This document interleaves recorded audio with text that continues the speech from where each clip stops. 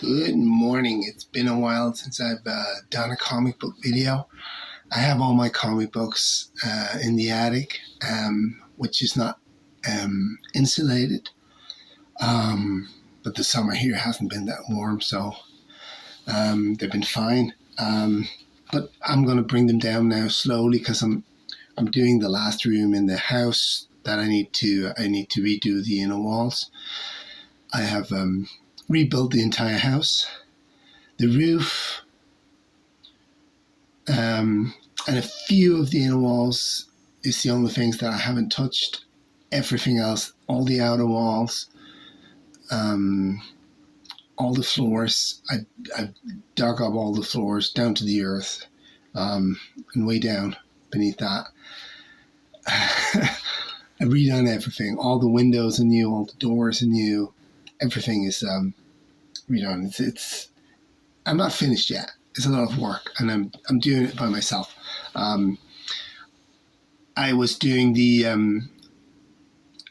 outer upper wall here for the past week or so. I put on shingles because it was raining in last winter when the wind came from the east. So I had to redo the entire thing. It was a lot of work. And I had a scaffold, but that wasn't high enough, so I was standing on a ladder on top of the scaffold, and I don't like heights. I'm not a height person. So anyway, comic books. I've missed comic books. I just haven't had the time. I've been working on the house, on the farm. I have bisons, or I have some other cows, or other cattle, Galloway, in another place. I have to go and see them today because I haven't been for a while. You just have to go once a week. They're fine. They have a lot to eat. They have food and drink, and I just have to go once in a while to check up on them. I just had my wee kid, and I've just been working so focused on the house. I have horses too, so. A lot of work, but I like it. I like being physical. I like handling stuff. I have to build a pen for the bisons next month. I probably start for trapping them or catching them, because I have calves now, and you need to earmark them. So anyway, that's next month. It's going to take a while. I need so many materials. Anyway, don't worry about that now. Now it's comics time. I brought down a box. I don't really know what's in it. Is it Marvel or DC? Oh, it's Marvel. It's Red Wolf #1. And this is fine. I like Red Wolf. I'll admit that. I like all the Native American or indigenous people, as they say in Horizon, comic book characters. Because I just like the, I think I like the myths of the, all the tribes people from the African American, no, sorry, the Native Americans to the, all the Northern, the Siberians, the Inuit people in Greenland, all the lore from these people are really these people. These tribes are really fascinating. And I like the way they think, their approach to the world, to nature. I know there's not much light here, but yeah. This is a cool book. That's the first one. It's not his first appearance. And I do not have them all. What's this cover by? I have my glasses on. Oh, I can't see that. But this is a nice cover. I will say the stories are not that good. It's Jean Shores. This art is not good. Oh, there's a... I didn't remember putting that down there. It's an old sticker from Danish. publication called Silver Arrow Sulpil. I don't have any of those, by the way. I must try to find some of these in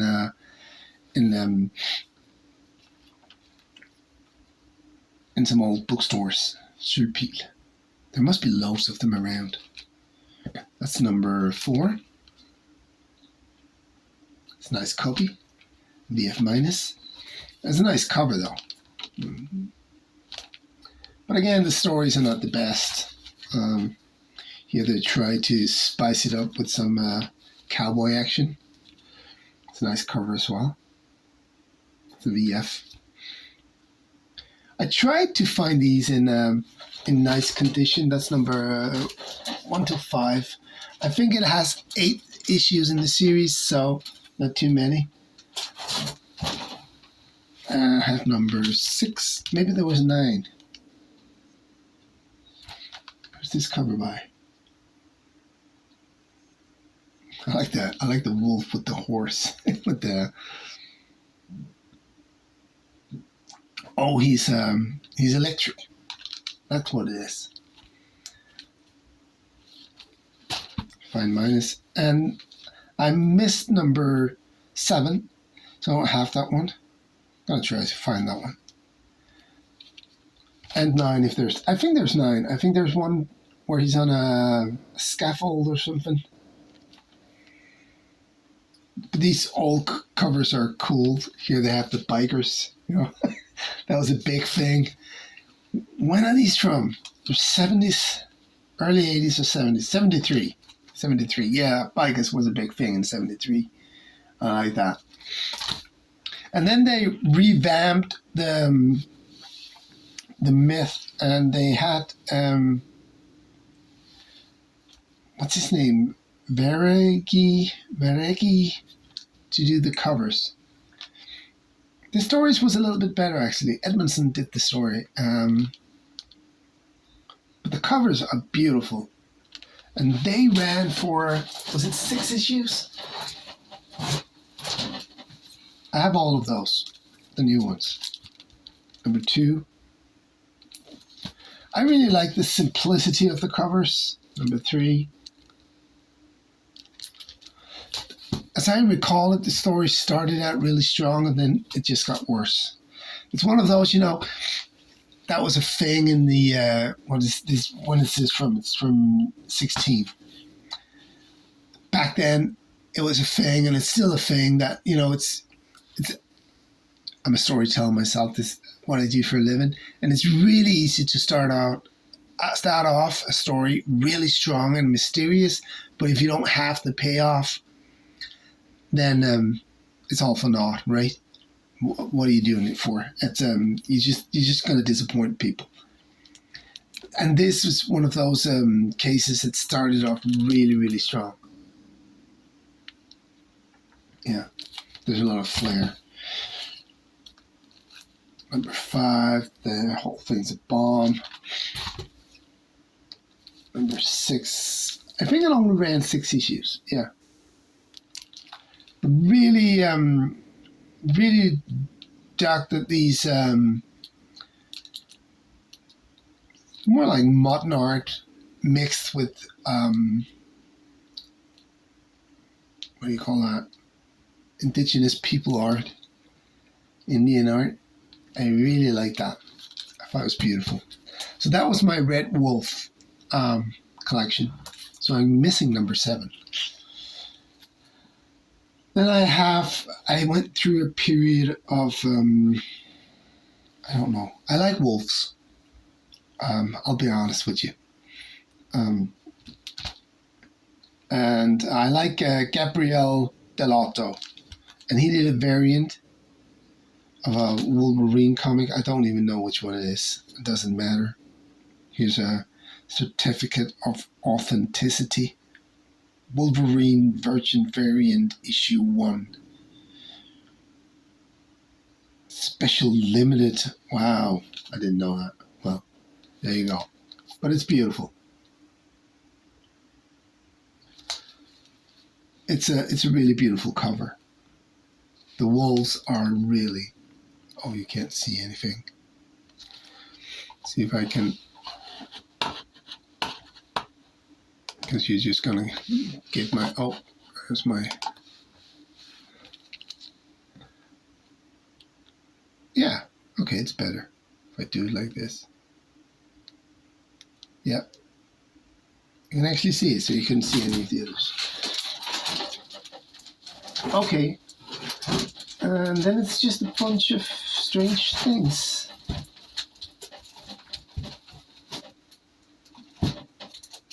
You know what? I'm just going to go through a little bit. Is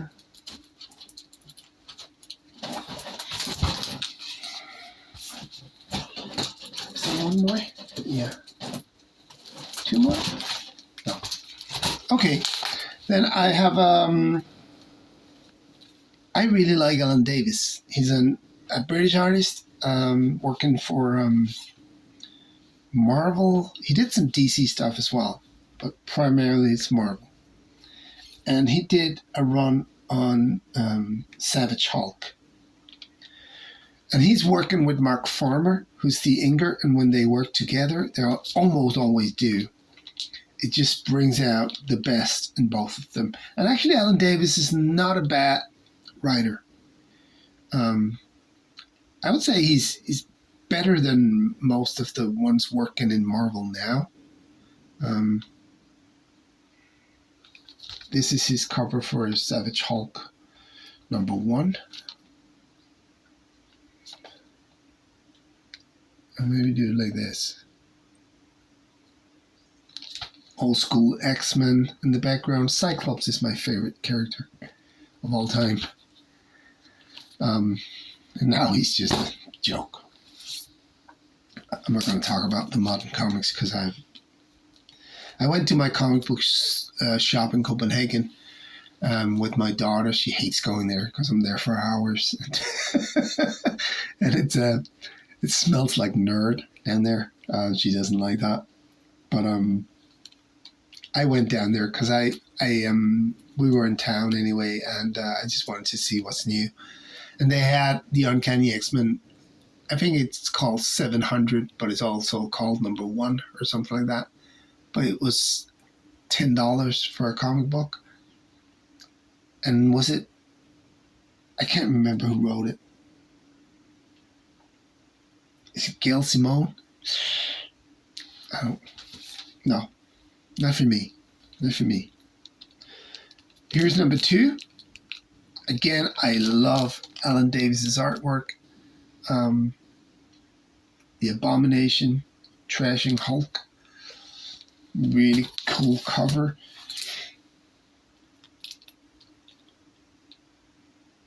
And here we have the first appearance of a character that nobody cares about. The Jade Gigantus. Gentis.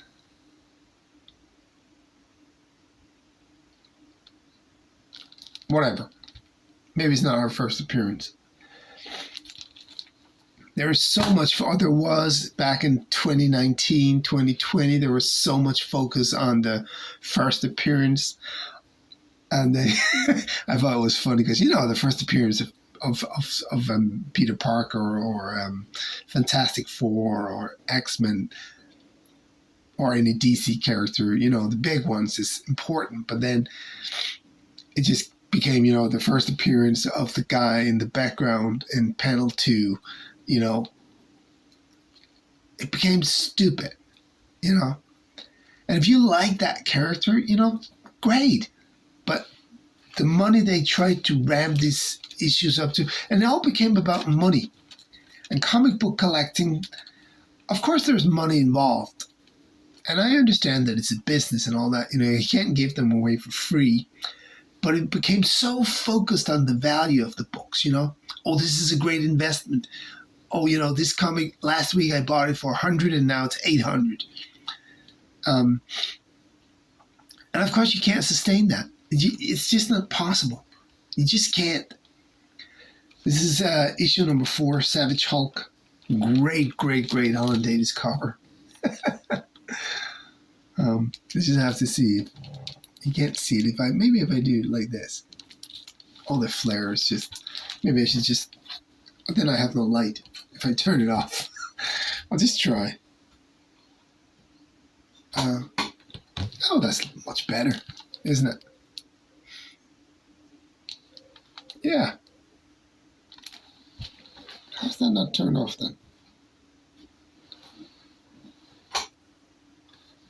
There you go.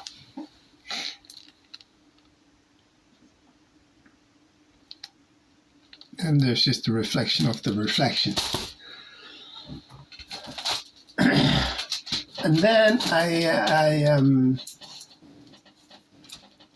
I was actually reading the new She-Hulk, or the new She-Hulk, the 2014 She-Hulk, and I sort of like that. That was Soul who did the stories, and I like the artwork by Pulido. So I sort of had a craving for She-Hulk, and then I remembered the old John Byrne, and I went into my old comic shop in Copenhagen, and they had a few of the old issues just on stock.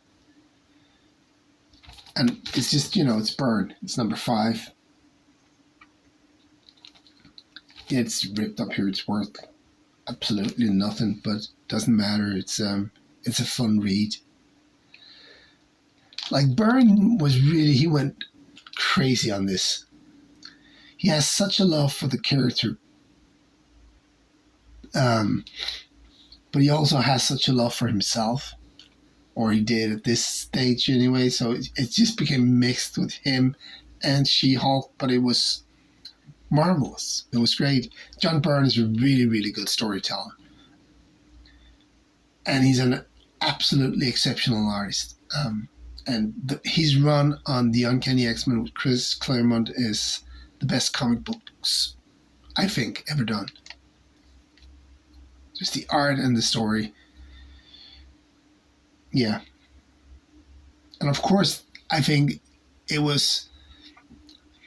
I don't know the story behind this, and probably only a few people really do, and you can speculate a lot, but what I read about Chris Claremont back then, I adore Chris Claremont as a writer, was that his ego was through the roof, and the same with John Byrne. So you have like two egos just clashing. But what you got was one of the most amazing stories, the Phoenix Saga, in the comic book universe. So I just have a few random ones. I have this is another favorite artist of mine, Rick Leonardi. He did She-Hulk number 9. Yeah. Actually had some great artists on this series, John Byrne. Rick Leonardi, this is not a great cover though, but Rick Leonardi is a great artist. He does motion like no one else. Yeah, you have John Byrne on the cover of a John Byrne comic book. It's number 31.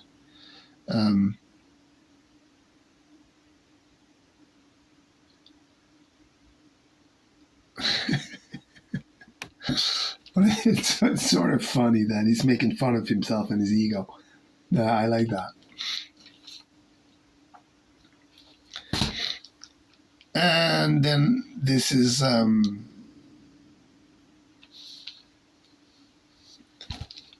another issue. It's just they had this, it was $1.50. So, and they're not worth really anything, but I just think they're fun because they're a fun read. And then we come to the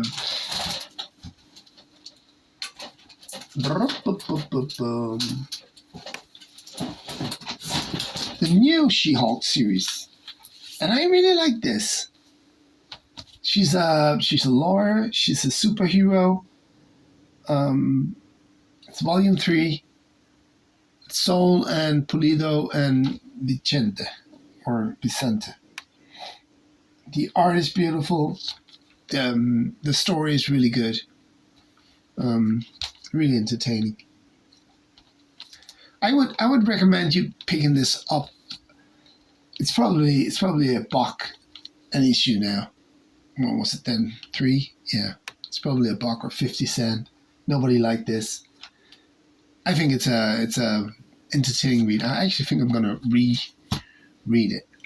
It might not be as good when you do that, but I like this cover as well. This is, it tells a little story. Yeah. But this is more focused on, and you can actually see it on issue 1, right? It's more focused on her as a lawyer than her as a She-Hulk. And I just thought that was really funny. I thought that was a good take on the character. Oh, this is a beautiful cover.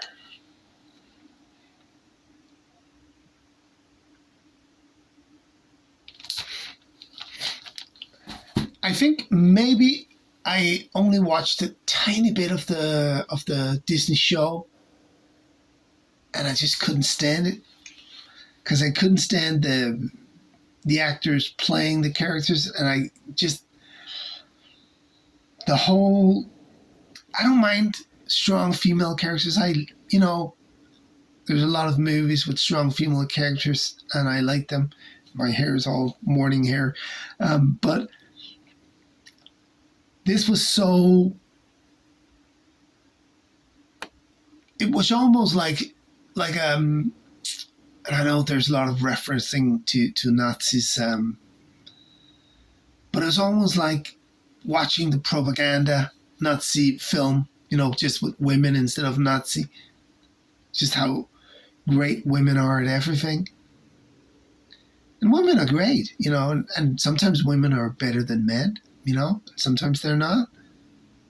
I like women. I do. But, when you make such a big deal out of trying to prove that they're better,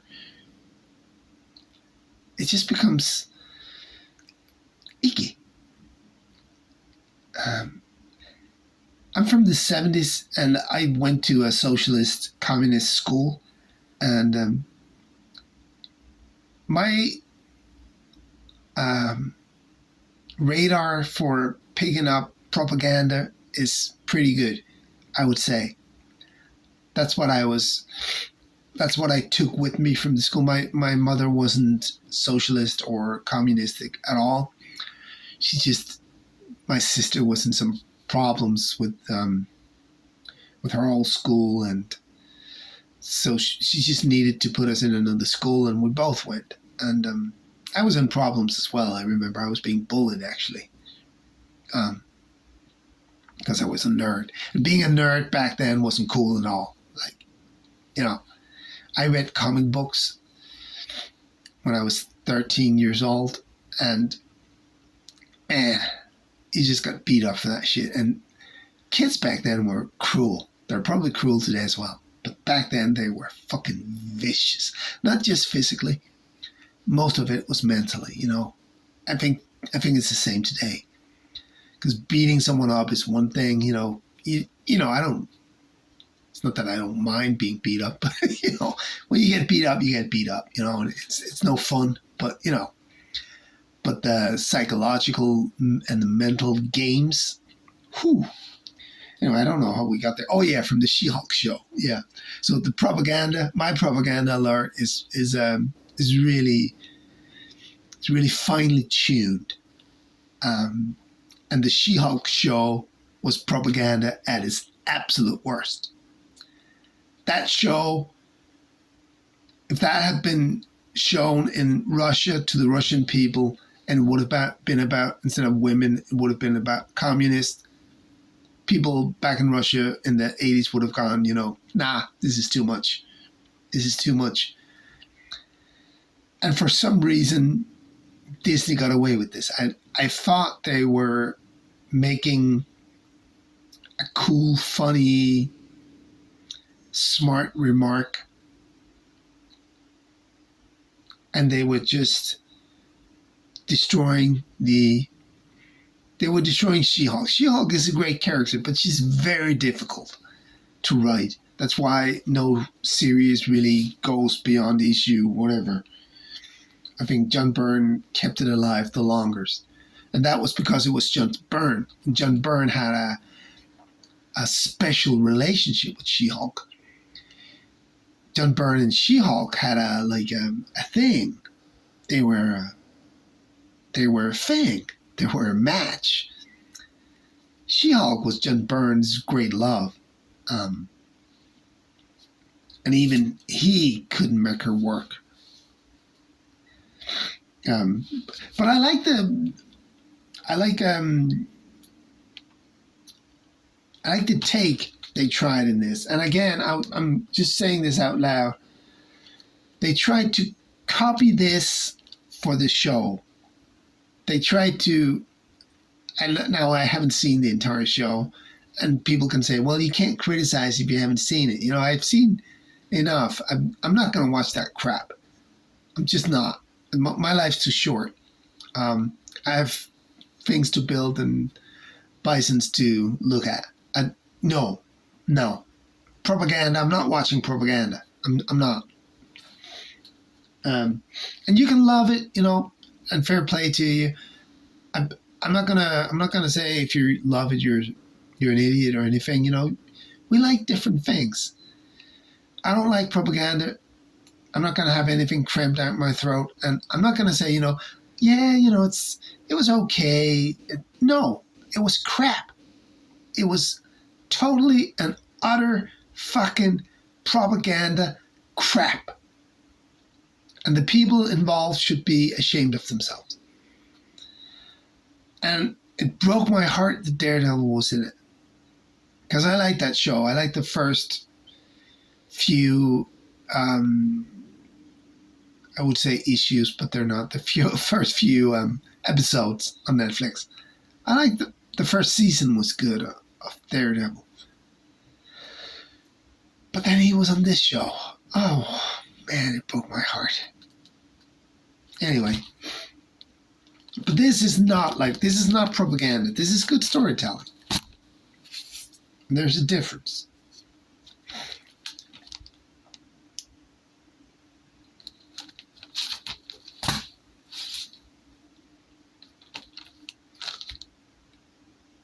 See, now they're sort of losing the thread.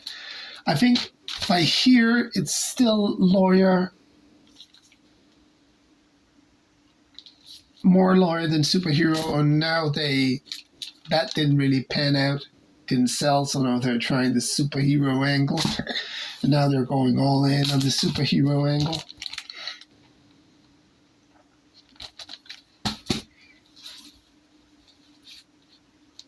And that didn't sell either, so they just go back to what works for them. Beautiful covers, I think.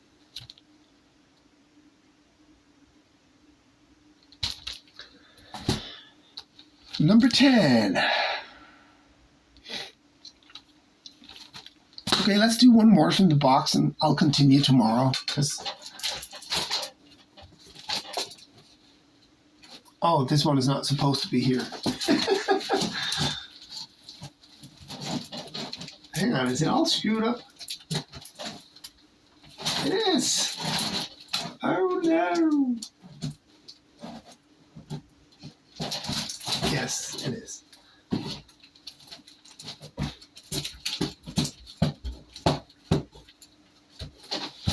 Okay, I apologize because I actually have She-Hulk #1. I don't know. I didn't know I had this one. I think I bought this. No, I bought this on My Comic Shop. Yeah. It was cheap. Number 2, I bought this in my comic book store. They still had this. This is a nice copy, by the way. It has number 4. The Sensational She-Hulk. And then back to the Soul Pulido. They have 12 issues, and I'm sorry about that, guys. Number 11. And I really think that this cover here is beautiful.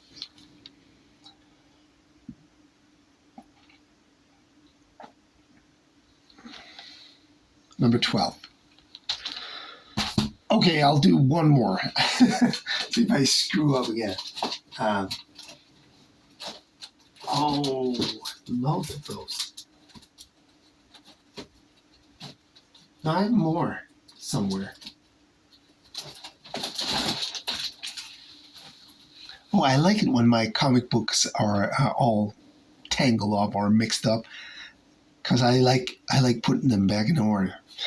that's a that's a thing that I like. I can spend hours doing that. I have to find another box. Okay, another series that was no. We'll just do a few of the. I have more of these. No, we'll do this.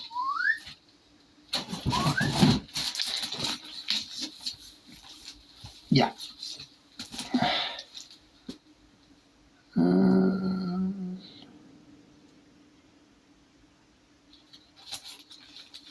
Oh, I'll just put them in order for you.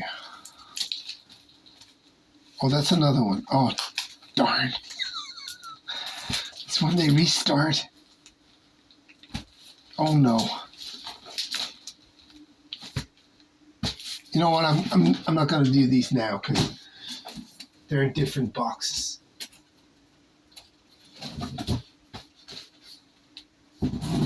I'll just do a few. Why did I buy this again? Oh, I of course it's Elektra, and Elektra is Frank Miller created Elektra, and she's one of my favorite Marvel characters, Cyclops and Elektra. But Elektra has just been. She was great when Frank Miller wrote her because he understood her. She was a love interest to Matt Murdock, Daredevil, and she was a beautifully written character because she was part of the story, and she was part of the lore of the main character, Matt Murdock, and Miller understood that, and that's very hard because you have to know your story, you have to know where it ends, and you have to know where it's going. And since then, nobody really understood the character. She's just a ninja, or she's I didn't like her in the Daredevil show. I thought she was way too. To me, Elektra is very vulnerable and tough at the same time. If you read Elektra Assassin by Miller and Sienkiewicz, then you know everything there is to know about this beautiful, poetic assassin. She's absolutely, and in Elektra Assassin, she's mad, and she's beautiful. I don't know why this is in the box. Maybe it's an S for Shadowland, and it's a one shot. I sort of like this. It's Wells who's the writer. It wasn't bad, just wasn't good either. And then I can't remember if I rebought these or no. I think I had this from back when in the 1990s. I bought this when it came out. The Todd McFarlane Spider-Man.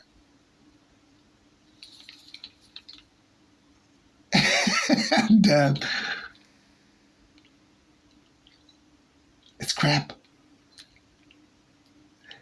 Todd McFarlane is as good as writer as all the other kids from that area or that period. Sorry, was.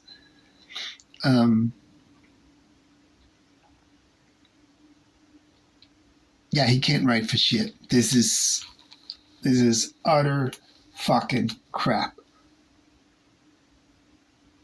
And the artwork it's almost too much. It's like Jim Lee in X-Men. And I know I'm pissing a lot of people off, but Jim Lee is a horrible, horrible writer.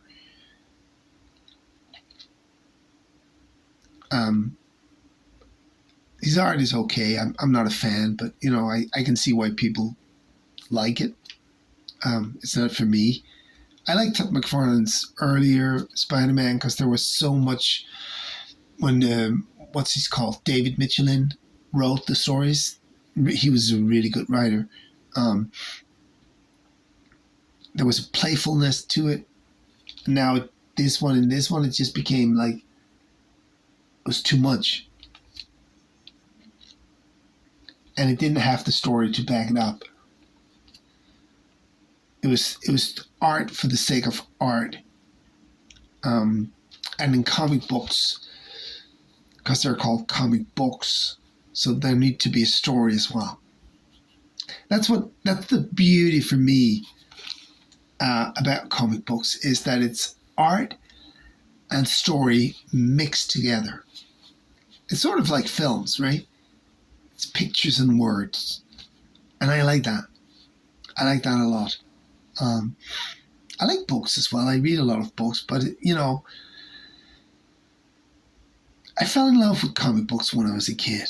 I fell in love with the heroes. I fell in love with the moral. I fell in love with these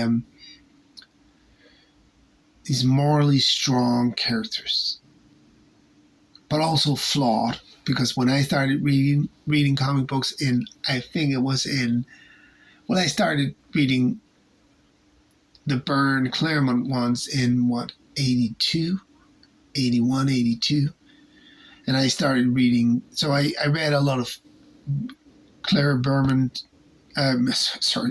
Byrne comics. The X-Men, they were translated into Danish. So I read that from I was 10 till I was 13. No, 15 maybe. 14, 15, I started reading the US comics. Anyway, that's a different story. But I read, all the stories I read was the Claremont Byrne X-Men and the Spider-Man, the older, amazing and spectacular Spider-Man. They were all mixed into one series in Danish. And back then they all had Danish names, which I loved. X-Men was called Project X, and Spider-Man was called Illico. And now he's called Spider-Man because, I don't know, we have no imagination anymore. I liked him as Illico. It means spider. But anyway, Todd McFarlane's Spider-Man is a piece of garbage. I have this for the legacy of it. This is the number 2 best-selling comics ever. X-Men number 1 is the best-selling. Yeah. I reread it and I almost threw up. I have number 2 as well. And it's even worse than the first one. It just gets worse and worse because he has no ability to tell a story. And I think the artwork is way over the top. I think also, is there an Inger on this one? Actually, I'm just going to look because as far as I remember, he had an Inger on Amazing Spider-Man. Maybe he has one here as well. No, it's all Todd McFarlane going all crazy.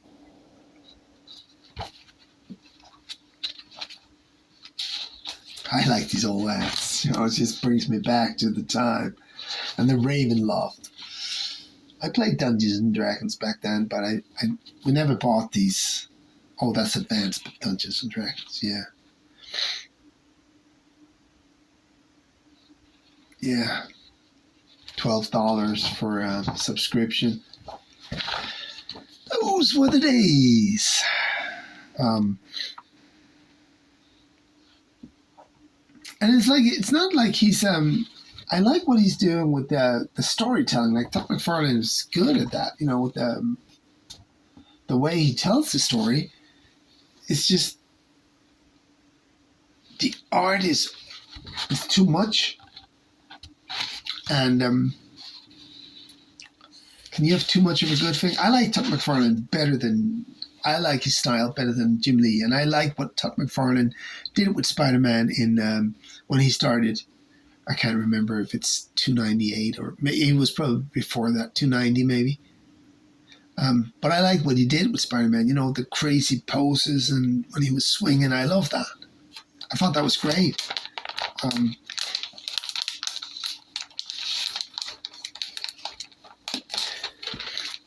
I backed and boarded these just because, and it's a good thing that I did because they've been in the attic through the winter and nothing. So that was too long of a video. It's just me rambling about comic books again. I think I'm going to reread the. I better put these in order.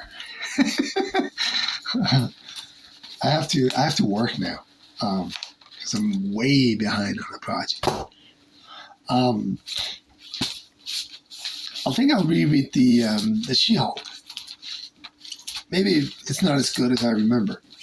So I've been recommending it. Maybe I shouldn't. So just hold off on the recommendation of the She-Hulk because I just have to reread them again. It's 12 issues, not 10. 12. I'm sorry. Charles Soule.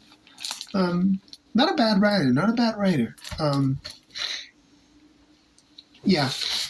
And the Byrne She-Hulk is not great. But I have issue 1. Woo! And I think I paid, I can't remember, but it wasn't that much. I have it in my computer. Yeah, it's nice. I'm going to do this. I'm going to do this for a while. Just take out these old boxes and just show comic books because I'm going to experience them again. I will recommend Alan Davis's short run on Savage Hulk, but the story continues, and I think I had the 5th one, but it's a new writer and a new artist, and it's not good. The 4th one, what an amazing cover. And this one is, I don't know what I paid for this. Too much.